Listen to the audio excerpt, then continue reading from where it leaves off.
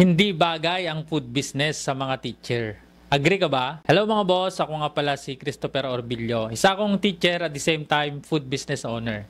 Sa tanong na bagay ba ang food business sa mga teacher? Para sa akin mga boss, is bagay na bagay siya, swak na swak. Alam mo kung bakit? Ito yung mga tatlong reason. Unang-una, kapag nagsimula ka ng food business, pwede mo siyang simulan kahit zero ang puhunan.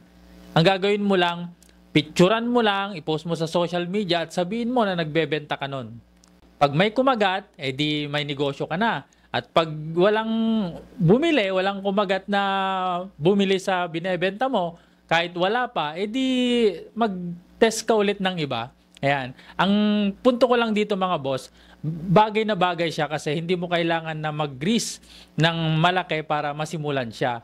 Dahil alam naman na natin, kapag nagsimula ka ng negosyo, hindi pa natin alam to kung papatok o hindi. Kaya kung ikaw isang teacher at wala ka pang alam or idea na business na sisimulan, consider mo ang food business kasi napakadali itong simulan kahit wala kang puhunan. Pangalawang reason bakit bagay na bagay mga boss. Dahil hindi pwedeng hindi ka magkakaroon ng customer o kaya client o kaya bibili sa produkto mo. Dahil food yan pagkain yan Lahat ng nasa paligid mo naghahanap ng bagong makakainan. Lahat ng nasa paligid mo ay naghahanap ng bagong mamemerienda.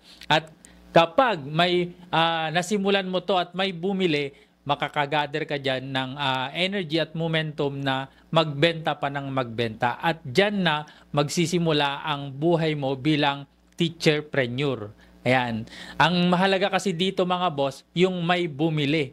Dahil kapag may bumili, masarap yun sa pakiramdam. Positive feedback yun para sa'yo. Ibig sabihin lang yan, kaya ko pala magnegosyo. Kaya ko pala magbenta dahil may bumili sa binebenta ko.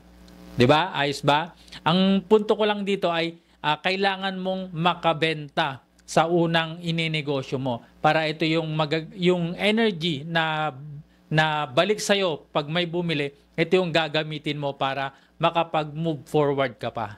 Ayan. At pangatlo, bagay na bagay ang food business sa mga teacher kasi tayong mga teacher ay likas tayong magaling sa marketing. DNA na natin yung magsalita ng magsalita. Yung ibenta yung ating topic, di ba? Yun yung araw-araw nating ginagawa.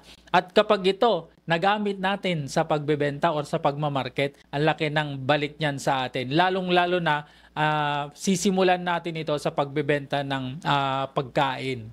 Dahil ang pagkain ay hindi lang pang adult or pambata. Di ba?